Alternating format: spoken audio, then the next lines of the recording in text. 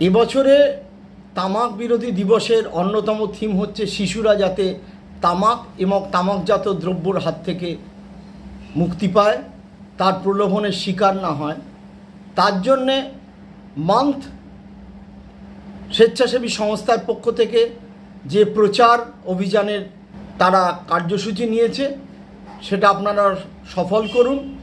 এবং কোনোভাবেই শিশুরা যাতে তামাকজাত দ্রব্যের প্রলোভনে না পড়ে,